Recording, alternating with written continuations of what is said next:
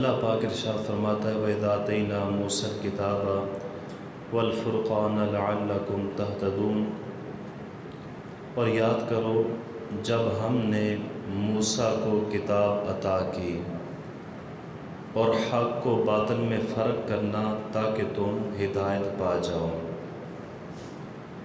سورہ بقرہ کی آیت نمبر 53 ہے۔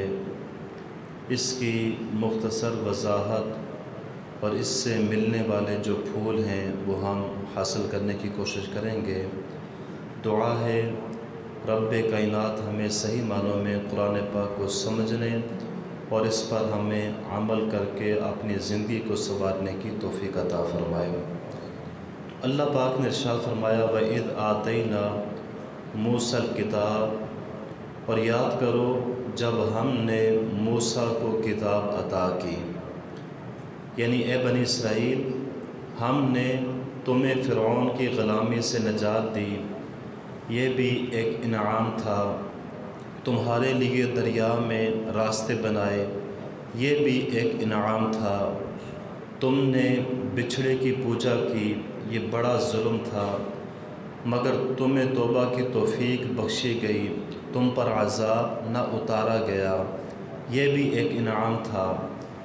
پھر ایک مزید انعام تم پر کیا گیا کہ ہم نے موسیٰ کو ایک کتاب عطا فرمائی۔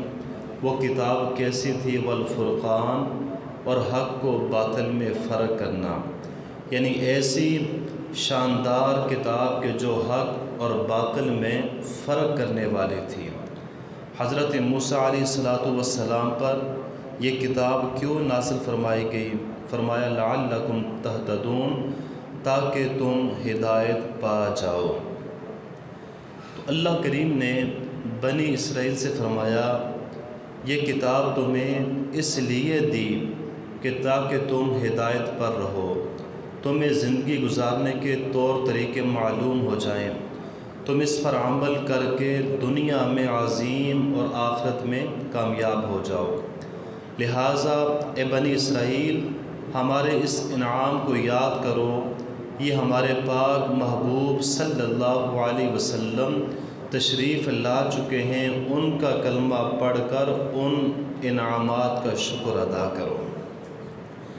حضرات گرامی، اس آیت کریمہ سے معلوم ہوا کہ ہدایت کا معیار کتاب اللہ ہے۔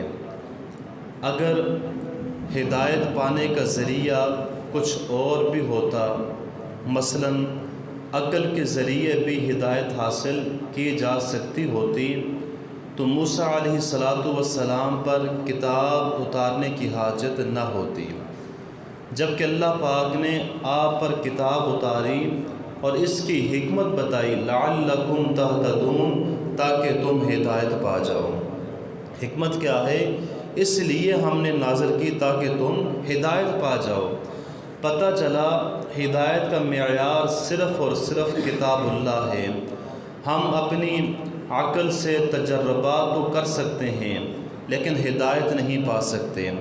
دنیاوی علوم کے ذریعے معلومات تو حاصل کی جا سکتی ہیں، مگر درست راہوں کے ہدایات آخرت کی کامیابیوں کا ذریعہ صرف اور صرف اللہ تبارک و تعالیٰ کی کتاب ہے۔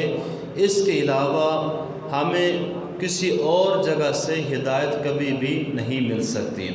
تو یہ بات ہمیشہ سے یاد رکھنی چاہیے کہ ہماری جو عقل ہے یہ محدود ہے۔ ہماری عقل کی رسائی صرف اسباب تک ہوتی ہے، اسباب سے آگے جو باتیں ہیں اس کی ہدایات ہمیں دین اسلام سے ملتی ہیں۔ یہ بات کہ ہم عقل سے سمجھ جائیں گے، ہر چیز جو ہے وہ عقل سے نہیں بندہ سمجھ سکتا ہے۔ بندے کو سمجھ اس وقت آنی ہے کہ جب بندہ اللہ تبارک و تعالیٰ کی کتاب کو پڑھے گا، اس کو سمجھے گا، اس کو پڑھنے کی کوشش کرے گا، پھر اللہ پاک بھی بندے کے دل میں بات کو ڈال بھی دیتا ہے اور بات کو سمجھا بھی دیتا ہے۔ دیکھیے بندہ عقل سے کس طرح سمجھ نہیں سکتا۔ مولانا روم علیہ رحمہ نے مثنوی شریف میں آپ فرماتے ہیں کہ ایک بار ایک فلسفی کہیں سے گزر رہا تھا، جب اس نے سورہ ملک کی تلاوت اس کے کانوں میں پڑھی اور کوئی پڑھنے والا سورہ ملک کی جو آخری آیات ہیں وہ پڑھ رہا تھا، قُلْ أَرَأَيْتُمْ إِنْ أَصْبَحَ مَاؤُكُمْ غَوْرًا فَمَنْ يَأْتِيكُمْ بِمَاءٍ مَّعِينٍ، تم فرماؤ بھلا دیکھو تو اگر صبح کو تمہارا پانی زمین میں دھنس جائے تو وہ کون ہے جو تمہیں نگاہوں کے سامنے بہتا ہوا پانی لا دے۔ یہ آیت کریمہ جب اس فلسفی کے کانوں میں پڑی، وہ تکبر اور غرور سے بولا، یہ کون سی مشکل بات ہے؟ اگر اللہ پاک پانی کو زمین میں دھسا دے، پانی کو زمین میں ڈال دے، تو ہم سائنس کے بل بوتے پر مختلف آلات کے ذریعے اس پانی کو پھر نکال لیں گے۔ اس فلسفی نے یہ بات کہی اور آگے کو چل پڑا۔ رات کو جب سویا تو خواب میں دیکھا ایک بہت طاقتور شخص آیا، اس نے اس فلسفی کے منہ پر زوردار تھپڑ مارا جس کی اس کی دونوں آنکھیں نکل گئیں، اور ساتھ ہی آنکھوں کا جو نور، آنکھوں میں جو نور کا ایک قطرہ پانی تھا وہ بھی زمین پر گر کر خشک ہو گیا۔ تو خواب میں آنے والے نے اس شخص کو خواب کے اندر یہ کہا، اے بد نصیب، اگر تو واقعی کدال، پھاوڑے اور دیگر سائنسی آلات کے ذریعے اللہ پاک کی مدد کے بغیر زمین سے پانی نکال سکتا ہے تو اپنی آنکھوں سے نکلنے والے ان 2 قطروں کو زمین سے نکال کر دکھا دے۔ صبح کو جب وہ فلسفی صاحب اٹھے، آنکھیں پھوٹی ہوئی تھی، کچھ دکھائی نہیں دے رہا تھا، غرور اور تکبر کا جو سارا نشہ تھا وہ اتر چکا تھا۔ اس لیے اللہ تبارک و تعالی جس کو عقل دے تو عقل کے لیے بھی ہمیں قرآن پاک کو سمجھنے کی ضرورت ہے۔ تو غرور، تکبر جو ہے یہ اللہ تبارک و تعالیٰ کو کبھی بھی پسند نہیں آتا۔ کسی نے کیا خوب کہا، کسی کو تاج وقار بخشے، کسی کو ذلت کے غار بخشے، جو سب کے ماتھے پہ مہر قدرت لگا رہا ہے وہی خدا ہے۔ پتہ یہ چلا ہماری جو عقل ہے یہ محدود ہے، ہم صرف وہیں تک سوچ سکتے ہیں جہاں تک ہماری عقل پہنچتی ہے، مگر اللہ پاک کی جو قدرت ہے وہ ہماری عقل سے کہیں آگے ہے۔ اس لیے درست راہ یہ ہے کہ آدمی اپنی عقل سے نہیں بلکہ اللہ پاک کی نازل کردہ جو کتاب ہے، کتاب اللہ، اس کے ذریعے بندہ ہدایت کی راہ پائے، اس کے ذریعے بندہ اپنے راستے کو تلاش کرنے کی کوشش کرے۔ دوستو، انسان جو ہے اپنی ماضی سے سیکھتا ہے۔ جو بندہ ماضی سے نہیں سیکھتا وہ کبھی بھی کامیاب نہیں ہو سکتا۔ ماضی کی چند مثالیں میں آپ کے سامنے پیش کرتا ہوں۔ حضرت نوح علیہ السلام اللہ پاک کے نبی ہیں۔ آپ نے 950 سال تک اپنی قوم کو تبلیغ کی دعوت دیتے رہے، مگر قوم کا جواب کیا تھا؟ مجنون وازدجر، یہ پاگل ہے، اور نوح کو جھڑکا گیا۔ ان لوگوں نے آپ کو پاگل کہا اور آپ کو جھڑکتے رہے۔ یعنی یہ بدبخت دین کو پاگل پن اور اپنی عقل کو ہدایت کا راستہ کہتے تھے۔ وہ 80 افراد جو حضرت نوح علیہ السلام پر ایمان لائے، یہ غیر مسلم بے دین انہیں بادی الرأی یعنی کم فہم کہتے تھے ان کو تو پتہ ہی کچھ نہیں ہے، یہ تو سمجھتے ہی کچھ نہیں ہیں۔ آخر نتیجہ کیا نکلا؟ سخت طوفان آیا، زمین نے اپنے چشمے بہا دیے، آسمان سے خوب پانی برسا، زمین ساری ڈوب گئی۔ بچے کون؟ صرف وہ 80 افراد جو نوح علیہ السلام پر ایمان لے کر آئے تھے۔ یعنی یہ غیر مسلم جو بے دین تھے، جو اپنی عقل پر بڑا ناز کرتے تھے، حقیقت میں وہ عقل مند نہیں تھے، عقل مند وہ تھے جنہوں نے دین اسلام قبول کر کے حضرت نوح علیہ السلام کا کلمہ پڑھا تھا۔ وہ سب کے سب بچ گئے، اور یہ جو بے دین تھے، جو اپنے آپ کو بڑا عقل والا سمجھتے تھے، وہ سارے کے سارے سیلاب کے اندر ڈوب کر مر گئے۔ اسی طرح حضرت ہود علیہ السلام، یہ بھی اللہ کے نبی تھے، آپ تشریف لائے، آپ نے لوگوں کو دین کی دعوت دی۔ سامنے سے عقل پرستوں نے کیا کہا؟ بولے انا لنراک فی صفاہا، بے شک ہم تمہیں بے وقوف سمجھتے ہیں۔ آپ ذرا غور کریں کہ وہ لوگ کتنے ہٹ ڈرام تھے، کتنے ڈھیڑ تھے، کتنے وہ بدبخت تھے۔ اللہ کے نبی سے کیا کہہ رہے ہیں؟ اللہ کا قرآن کہہ رہا ہے انا لنراک فی صفاہا، بے شک ہم تمہیں بے وقوف سمجھتے ہیں۔ اللہ اکبر۔ اس کا نتیجہ کیا نکلا؟ اللہ پاک نے ان پر آندھی کا عذاب بھیجا۔ یہ جتنے عقل پرست تھے سب کے سب آندھی میں تباہ ہو گئے، فنا کے گھاٹ اتر گئے۔ باقی کون بچا؟ صرف ہود علیہ السلام اور آپ پر ایمان لانے والے۔ پتہ یہ چلا ہماری عقل محدود ہے، ہم سب کچھ اپنی عقل سے نہیں سیکھ سکتے، ہر بات کو اپنی عقل سے جو ہے وہ حل نہیں کر سکتے۔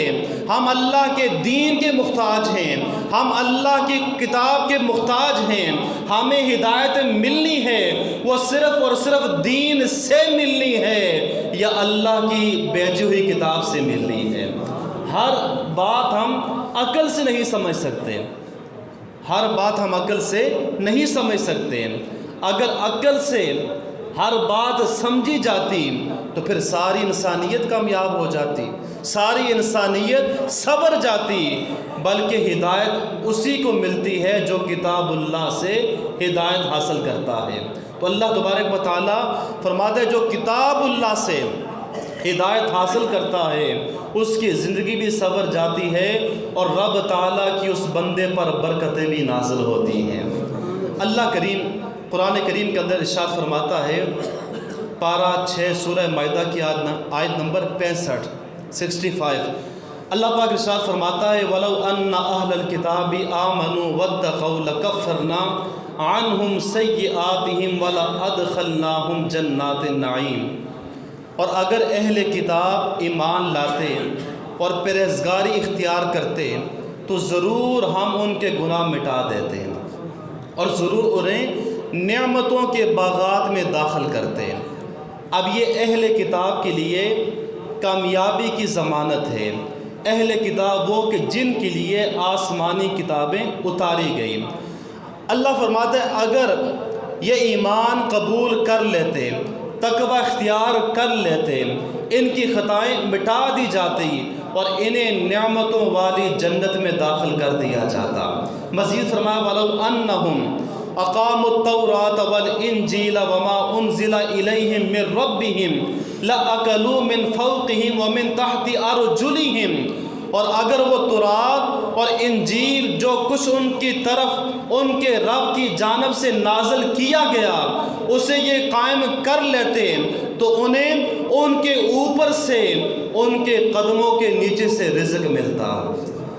یعنی وہ لوگ اللہ فرماتے جن کو ہم نے تورات عطا فرمائی، جنہیں ہم نے انجیل عطا کی، اگر وہ تورات اور انجیل پر ویسا ہی عمل کرتے جیسا کہ ہم نے حکم دیا تھا تو کیا ہوتا؟ اللہ فرماتے ہم ان پر آسمان سے اپنی برکتیں نازل فرماتے، زمین ان کے لیے برکت اگاتی، یعنی ان کے لیے زمین و آسمان کے سارے دروازے کھول دیے جاتے، وہ دنیا کے اندر بھی کامیاب ہو جاتے اور آخرت میں بھی کامیاب ہو جاتے۔ اس لیے اللہ فرماتے ہیں مگر انہوں نے کیا کیا؟ اللہ پاک کی دی ہوئی جو کتابیں تھیں ان پر پورا عمل پیرا نہیں ہوئے، ان کو صحیح طرح سے انہوں نے پڑھا نہیں، ان پر عمل نہیں کیا، لہٰذا ذلت ان کا مقدر بن گئی۔ انہوں نے اللہ کی کتابوں کو جھٹلایا، اللہ کی کتابوں پر عمل نہیں کیا، اللہ فرماتے ہیں وہ دنیا کے اندر بھی ناکام ہوئے، آخرت میں بھی وہ ناکام ہو گئے۔ حضرات گرامی، پتہ یہ چلا ہدایت اگر ہمیں ملنی ہے وہ کتاب اللہ کے ذریعے سے ملنی ہے۔ حضرت جبیر بن نکیر علی رحمہ فرماتے ہیں جب مسلمانوں نے قبرص کو فتح کیا تو میں نے دیکھا صحابی رسول حضرت ابو دردہ رضی اللہ تعالی عنہ تنہائی میں بیٹھ کر رو رہے ہیں، آنکھوں سے آنسو جاری ہیں۔ کہتے ہیں کہ میں آپ کی خدمت میں حاضر ہوا، عرض کیا لیجا اللہ پاک نے مسلمانوں کو غلبہ عطا فرمایا، مسلمانوں کو اللہ نے فتح عطا فرمائی، آج خوشی کا دن ہے اور آپ آنسو بہا رہے ہیں، آپ تو رو رہے ہیں۔ حضرت ابو دردہ نے بڑا خوبصورت جواب دیا، اس جواب کو اپنے دل و دماغ میں بٹھا لو، اگر اسی پہ عمل کر لیا ساری تقریر کا خلاصہ یہی ہے۔ آپ نے فرمایا اے جبیر غور تو کرو، جو اللہ کی نافرمانی کرتا ہے وہ اپنے رب کی بارگاہ میں کتنا بے وقت ہو جاتا ہے۔ قبرص والے کہ جو آج تباہ و برباد ہو گئے، ان پر رب تعالیٰ نے بڑی کرم نوازیاں فرمائی، رب تعالیٰ نے ان پر بڑے انعامات عطا فرمائے، ان کو رب تعالیٰ نے بڑی عزتیں عطا فرمائی، لیکن یہ لوگ نہ شکر ہوئے، ان لوگوں نے اللہ کا شکر ادا نہیں کیا، رب کو چھوڑ دیا، رب کی نافرمانی کی، اور اس کا نتیجہ کیا نکلا؟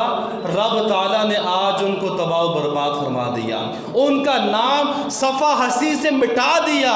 وہ لوگ جو تھوڑی دیر پہلے بڑا عروج پاتے تھے، لوگوں کے اندر بڑا ان کا نام تھا، لیکن اب دیکھ لیں ان کا نام بھی مٹ چکا ہے، ان کی زمینیں بھی ختم ہو چکی ہیں، ان کے مکان بھی تباہ و برباد ہو چکے ہیں۔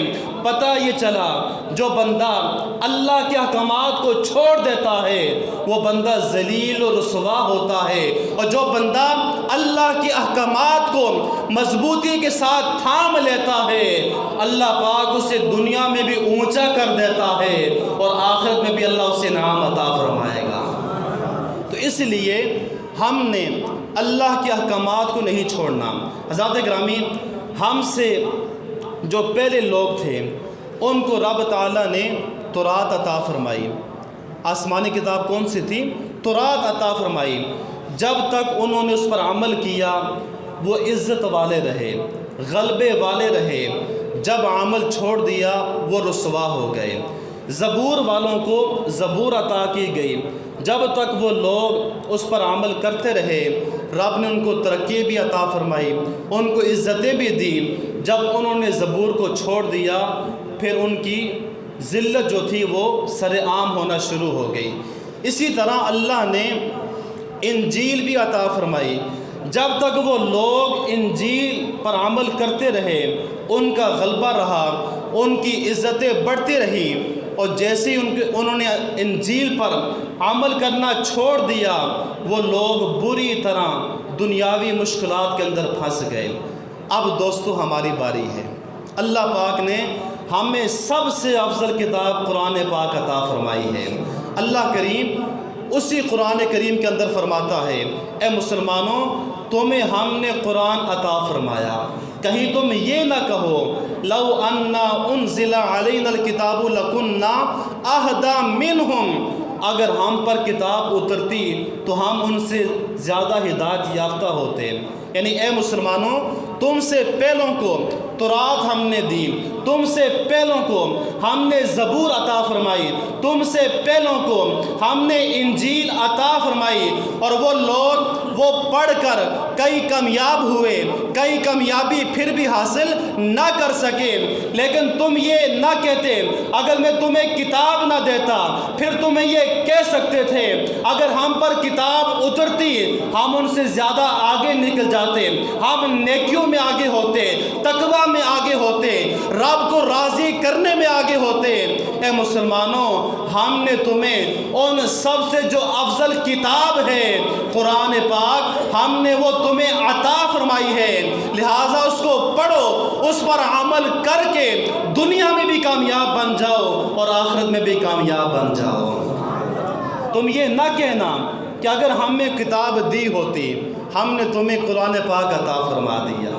یہ کتاب تمام کتابوں کے سردار ہے، ہمارے نبی تمام نبیوں کے سردار ہیں، یہ کتاب تمام کتابوں کی سردار ہے۔ تو پتہ چلا رب نے امت محمدیہ کو قرآن پاک عطا فرما کر یہ فرما دیا، اگر تم اس پر عمل کرنے والے بن جاؤ گے، اگر اس کو پڑھ کر اس سے ہدایت لینے والے بن جاؤ گے، اپنی زندگی گزارنے والے بن جاؤ گے، رب تعالیٰ پہلوں سے زیادہ تمہیں اونچا مقام عطا فرمائے گا، پہلوں سے زیادہ تمہیں اونچا مقام عطا فرمائے گا۔ سنیے سورہ مائدہ آیت نمبر 68 کے اندر اللہ پاک ارشاد فرماتا ہے، قُلْ يَا أَهْلَ الْكِتَابِ لَسْتُمْ عَلَى شَيْءٍ حَتَّى تُقِيمُوا التَّوْرَاةَ وَالْإِنْجِيلَ وَمَا أُنْزِلَ إِلَيْكُم مِّن رَّبِّكُمْ، جب تک تم تورات اور انجیل اور جو کچھ تمہارے رب کی جانب سے نازل کیا گیا اسے قائم نہیں کر لیتے، تم کسی شے پر نہیں ہو۔ حضرت سفیان بن عینہ رحمۃ اللہ تعالی علیہ یہ حدیث کے بہت بڑے عالم تھے۔ آپ فرماتے ہیں قرآن کریم کی یہ آیت کریمہ میرے لیے تمام آیات سے بھاری ہے، میرے لیے یہ آیت کریمہ تمام آیات سے بھاری ہے۔ مطلب یہ کہ وہ لوگ جن کو تورات شریف عطا کی گئی، جن کو زبور عطا کی گئی، جنہیں انجیل عطا کی گئی، اب اس آیت کریمہ میں انہیں فرمایا گیا، اے اہل کتاب، جب تک اللہ پاک کی نازل کردہ کتاب پر تم پوری طرح ان کو اپنا نہیں لیتے، اس پر عمل پیرا ہو کر عمل پیرا نہیں ہو جاتے اور اس پر عمل کر کے ہمارے پیارے محبوب صلی اللہ علیہ وسلم کا کلمہ نہیں پڑھ لیتے، اس وقت تک تمہاری کوئی حیثیت نہیں ہے، اس وقت تک تمہاری کوئی حیثیت نہیں ہے۔ معلوم ہوا اگر ہم حیثیت چاہتے ہیں ہمیں قرآن پاک پر عمل کرنا پڑے گا۔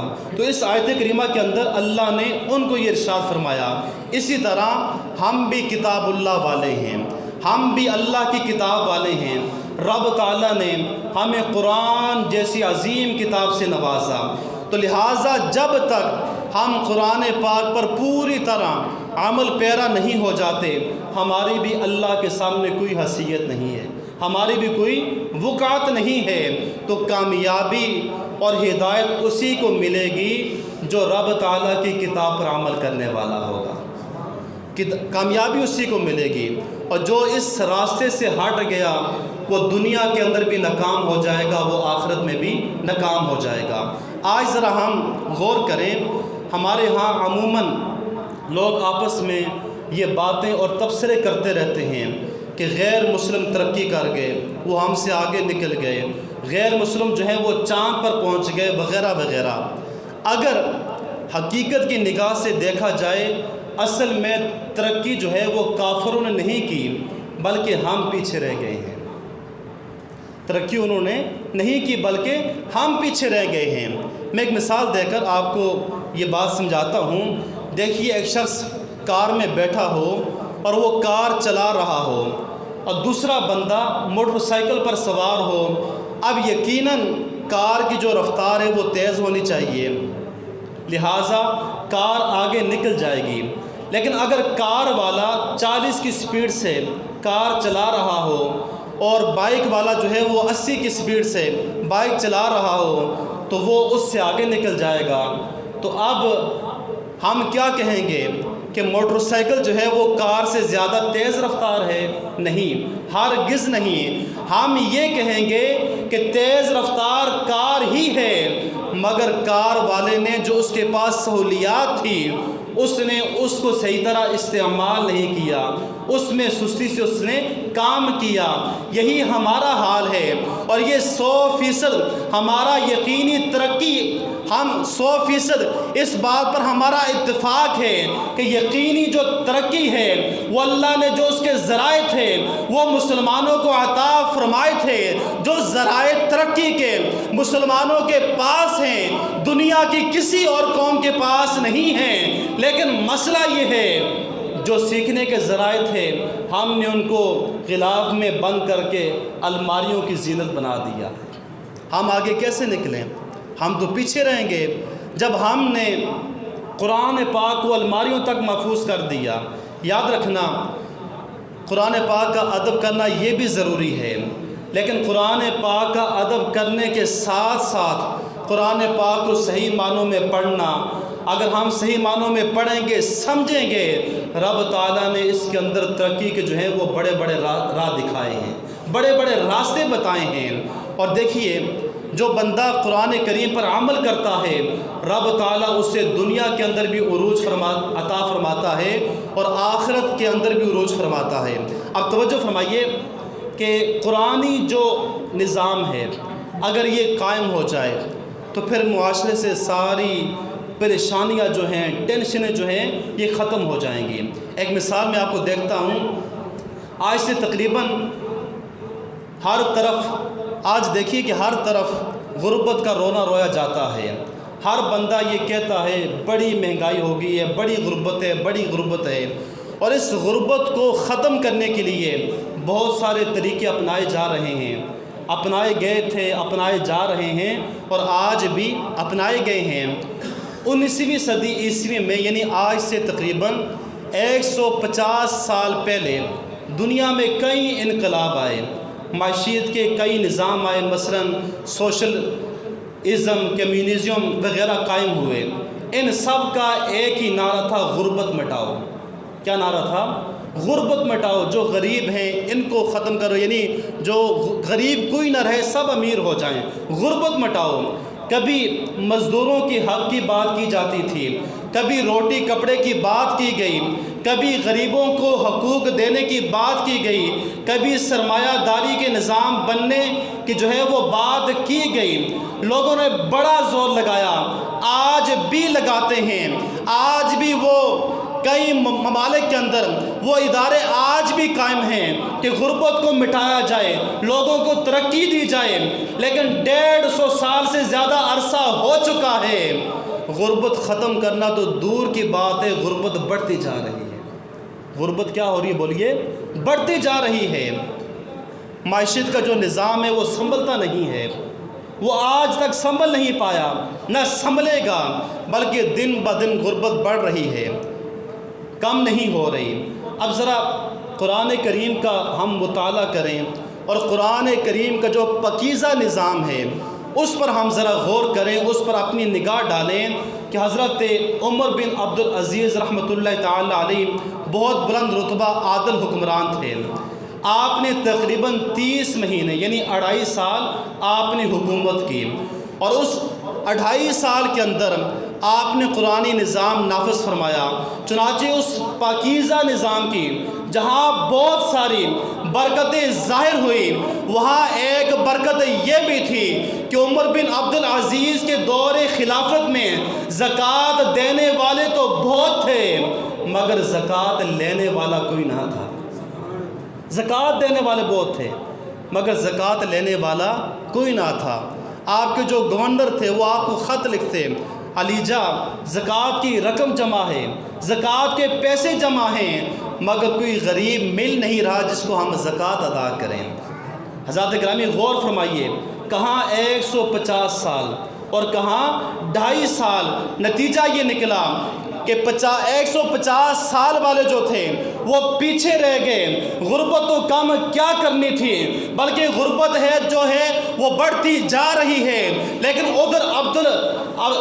ادھر دیکھیے حضرت عمر بن عبدالعزیز جو صرف 2.5 سال میں جنہوں نے قرآنی نظام قائم کیا، غربت بھی ختم ہو گئی، لینے والا کوئی نہیں تھا بلکہ دینے والے بن گئے، دینے والے بن گئے۔ تو لہٰذا غربت اگر ختم کرنی ہے، معاشرے کے اندر امن لانا ہے، سکون لانا ہے، اس کے لیے جو واحد نظام ہے وہ قرآن کا نظام ہے، اس کے علاوہ اور کچھ بھی نہیں ہے۔ اس کے علاوہ جو مرضی کرتے جائیں وہ وقتی سکون تو آپ کو جو ہے مل سکتا ہے، آپ کو بظاہر جو ہے یہ آپ دیکھتے ہیں حکومتیں پروگرام لے کے آتی ہیں کہ ہم ریلیف لے کے آئیں، یہ کئی بندوں کے لیے ہے، یہ کئی کے لیے ہے۔ اب مجھے بتائیں اگر 26 کروڑ پاکستان کی آبادی ہے، اس میں اگر 1 لاکھ 2 لاکھ چلیں 10 لاکھ بندوں کو لگا لیں، 1 کروڑ کو لگا لیں، ریلیف مل بھی گیا تو باقیوں کا کیا قصور ہے؟ تو لہٰذا اس طرح جو ہے وہ امن نہیں آتا، اس طرح جو ہے معیشت جو ہے وہ ترقی نہیں کرتی، بلکہ معیشت اس وقت ترقی کرے گی جب ہم قرآنی نظام کو جو ہے وہ قائم کریں گے۔ قرآن پاک پر جو صحیح معنوں میں عمل کرتا ہے، اللہ پاک اس معاشرے کو ترقی اور عروج عطا فرما دیتا ہے۔ اور جو لوگ صرف قرآن پاک کو انہوں نے زینت بنا کر الماریوں تک رکھا ہے، تو یاد رکھیے یہ قرآن پاک ہم سے پوچھ رہا ہے کہ میں تو پڑھنے کے لیے آیا تھا، میں تو سمجھنے کے لیے آیا تھا، میرے اندر تو سارے نظام تمہاری زندگی گزارنے کے تھے، تم نے مجھے بند کر کے پسے پردہ رکھ دیا ہے، پسے پش ڈال دیا ہے، میرا کیا قصور ہے؟ یہ قرآن آج نہیں تو کل قیامت والے دن ہم سے یہ سوال ضرور کرے گا۔ قرآن پاک کی کیسی برکتیں ہیں، قرآن پاک کی کیسی برکتیں ہیں۔ ایک صحابی رسول ہیں حضرت ثابت بن قیس رضی اللہ تعالی عنہ، رات کے وقت ان کا گھر ایسا چمکتا تھا کہ جیسے سورج چمک رہا ہو، ایسی روشنی ہوتی تھی۔ اب وہ دور جہاں پر لائٹ کا بھی انتظام نہیں ہوتا تھا، بجلی بھی نہیں ہوتی تھی، اور اس دور کے اندر کسی کے گھر میں رات چراغ جل جانا یا پورا گھر روشن ہونا یہ بڑی بات تھی۔ لوگ آ کر پیارے آقا صلی اللہ علیہ وسلم کی بارگاہ میں عرض کی، یا رسول اللہ صلی اللہ علیہ وسلم، حضرت قیس جو ہیں ان کا گھر پوری رات بڑا روشن رہتا ہے، گھر سے روشنی نکلتی رہتی ہے، آقا اس کا معاملہ کیا ہے؟ اب میرے کریم آقا صلی اللہ علیہ وسلم نے فرمایا، اے میرے صحابہ، ہو سکتا ہے ثابت بن قیس جو ہیں وہ ضرور سورہ بقرہ کی تلاوت کرتے ہوں گے۔ کس کی تلاوت کرتے ہوں گے بولیے؟ سورہ بقرہ کی تلاوت کرتے ہوں گے۔ اور جب حضرت قیس سے پوچھا گیا تو انہوں نے بتایا، ہاں واقعی میں رات کو اپنے گھر میں سورہ بقرہ کی تلاوت کرتا ہوں۔ حضرات گرامی، جس گھر میں قرآن پڑھا جاتا ہو، جس گھر میں سورہ بقرہ کی تلاوت کی جاتی ہو، وہاں سارے اندھیرے ختم ہو جاتے ہیں، وہاں پر تو اللہ پاک غیب سے روشنی عطا فرما دیتا ہے۔ اس لیے قرآن کریم کو ہم نے بند نہیں کرنا بلکہ سے پڑھنا ہے۔ چھوڑ دو یہ ظلمتوں کے شکوے ہم سے نہ کرو، چھوڑ دو یہ ظلمتوں کے شکوے کرو نہ، ہر دم ہے روشنی کی خواہش، قرآن پڑھ کے دیکھو۔ اگر روشنی چاہتے ہو، اگر یہ چاہتے ہو کہ میرے اندر نکھار آئے، میرے گھر میں نکھار آئے، میرے بچوں کے اندر نکھار آئے، تو اس کے لیے ہمیں قرآن کریم جو ہے اس کے ساتھ اپنا جو رشتہ ہے اس کو مضبوط کرنا ہے۔ تو دوستو، قرآن کریم کتاب برکت بھی ہے، کتاب ہدایت بھی ہے، قرآن کریم کتاب زندگی بھی ہے۔ قرآن کریم کی اکثر لوگ تو تلاوت نہیں کرتے، اور اللہ پاک نے فرمایا کہ اسے سمجھنے کے لیے ہم جو ہے وقت بھی نہیں نکالتے۔ تورات کے اندر اللہ پاک نے یہ فرمایا تھا کہ اے بندے، کیا تجھے مجھ سے حیا نہیں آتی کہ تو راستے میں چل رہا ہوتا ہے اور اس راستے میں تیرے پاس تیرے بھائی کا خط آ جائے، تو اپنی سواری کو روکے گا، ایک سائڈ پہ جا کے اس کو بڑے غور سے پڑھے گا اور لفظ با لفظ پڑھے گا کہ کوئی لفظ رہ نہ جائے۔ اب اللہ فرماتا ہے کہ تو اپنے بھائی کے خط کا ایک لفظ بھی نہیں چھوڑتا، جبکہ یہ میری کتاب ہے، میں نے تیرے طرف نازل کی ہے، اسے دیکھ، اس کے اندر تیرے لیے کتنی تفصیل ہے۔ میں نے کئی بار تجھے سمجھایا کہ تو غور و فکر کرے، غور کرے، تو منہ پھیرتا ہے۔ کیا میرا مرتبہ تیرے نزدیک تیرے بھائی سے بھی کم ہے؟ یہ تورات کے اندر اللہ فرما رہا ہے کہ کیا میرے نزدیک کیا تیرے نزدیک میرا جو مرتبہ ہے وہ تیرے بھائی سے بھی کم ہے؟ اب ذرا غور کریں کہ یہ واقعی غور کرنے کی بات ہے۔ ابھی کسی بندے کا موبائل بجے، ایس ایم ایس آ جائے، واٹس ایپ پر میسج آ جائے، کسی کی مس کال آ جائے، حالانکہ ہم مسجد میں ہیں، نماز جمعہ ہونے والی ہے، مگر ہمیں پریشانی ہو جائے گی، دل مچلنے لگے گا کہ کس کا میسج ہوگا، کس کی کال ہوگی۔ ہم کب موبائل نکالیں گے اور دیکھیں گے کس کا میسج ہے، کون تھا، کس نے کال کی۔ اگر نماز پڑھ رہے ہیں، نماز کے اندر بیل بج جائے، فون آ جائے، ہمیں بڑی جو ہے وہ ہوتی ہے کہ ہم جلدی سے نماز ختم کریں، دیکھیں کس کی کال ہے، کس کا میسج آیا ہے۔ ہم اتنی کوشش کرتے ہیں، لیکن ہم نے کبھی یہ بھی کوشش کی ہے کہ جس رب نے ہماری طرف قرآن پاک بھیجا ہے، ہم اس قرآن پاک کے ایک لفظ پڑھ لیں، ایک آیت پڑھ لیں، اس پر عمل کر لیں۔ افسوس کہ ہماری حالت اتنی بری ہوتی جا رہی ہے۔ اول ہم تو قرآن پاک کی تلاوت کرتے نہیں ہیں، اور جو بعض کرتے ہیں وہ یا تو دکان کھولنے کے لیے، برکت کے لیے کریں گے، یا گھروں میں صبح خواتین کرتی ہیں، یا کوئی دینی ذہن رکھنے والا ہوگا وہ مدرسے کے بچے اپنے گھر میں بلا لے گا تاکہ برکتیں ہوں۔ تو میں نے پہلے عرض کیا، قرآن پاک برکت بھی دیتا ہے، یہ کتاب برکت بھی ہے، برکتیں لینی بھی چاہیے، لیکن یہ جہاں پر برکتیں دیتا ہے، جہاں پر رحمتیں لٹاتا ہے، وہاں پر یہ قرآن، یہ جو کتاب ہے، کتاب عمل بھی ہے۔ ہم نے سوچنا یہ ہے کہ ہم اس پر عمل کتنا کرتے ہیں۔ اب دیکھیے ہم اس پر عمل کتنا کرتے ہیں۔ اب قرآن کہتا ہے کہ سود خور کے خلاف اللہ کی اعلان جنگ ہے۔ اب ایک بندہ دکان کھولتا ہے اور صبح اسی پہ وہ قرآن پاک کی تلاوت کرتا ہے، دکان کھولی، قرآن پاک کی تلاوت کی۔ قرآن یہ کہتا ہے جھوٹوں پر اللہ کی لعنت، لیکن وہ تلاوت کر کے بعد میں جھوٹ بولے گا، جھوٹ بول کے دھوکہ دہی کر کے وہ اپنا کاروبار کرے گا۔ اب بتائیے قرآن کریم سود کے خلاف اعلان جنگ کر رہا ہے، قرآن کریم جھوٹوں پر جو ہے وہ لعنت بھیج رہا ہے۔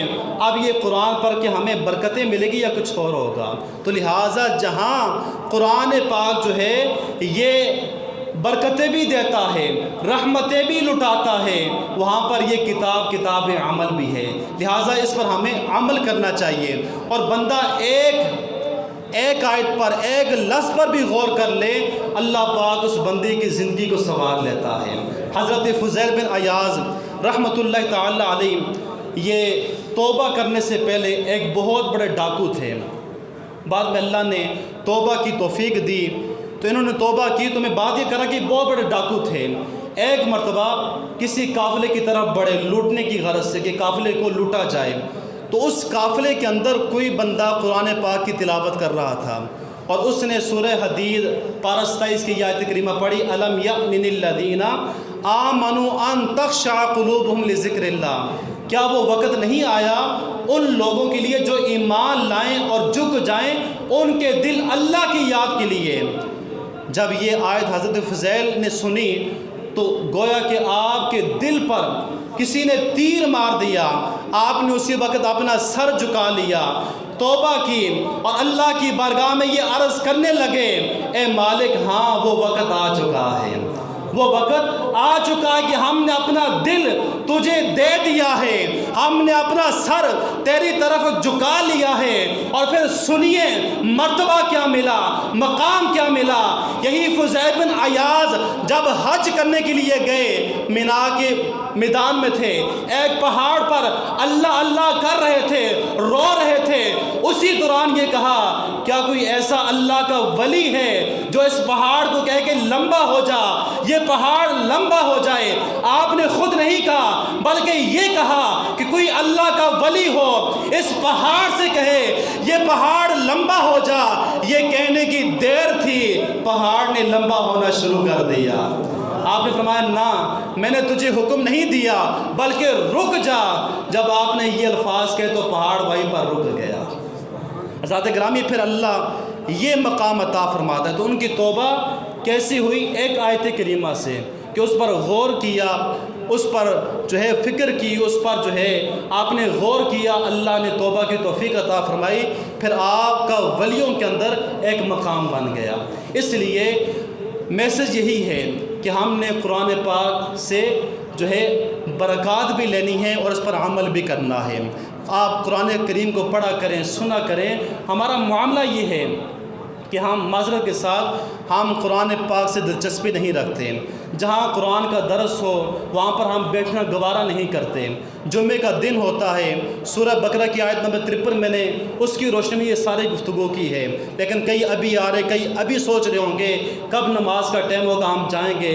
لیکن یہ وہی دنیا ہے جہاں شادی میں 3-3 4 گھنٹے بیٹھ کے انتظار کرتی ہے، جو کبڈی کا میچ دیکھنے کے لیے بیٹھ جائے گی، جو ہے کرکٹ کا میچ دیکھنے کے لیے 4-4 6-6 گھنٹے انتظار کر لیتی ہے، لیکن وہ قرآن پاک کو سننے کے لیے 5 سے 10 منٹ یا جمعے والے دن آدھا پونا گھنٹہ برداشت نہیں کر سکتی۔ تو لہٰذا ہمیں غور کرنا چاہیے کہ قرآن پاک ہمیں کیا کہہ رہا ہے۔ ہم عقل سے نہیں بلکہ جو راستے اللہ نے ہمیں بتائے ہیں، جو قرآن پاک ہمیں بتاتا ہے، ان اصولوں پر ہم نے عمل کر کے اپنی زندگی گزارنا ہے۔ دعائے اللہ مجھے آپ سب کو عمل کی توفیق عطا فرمائے۔ وما علیہ الا البلاغ۔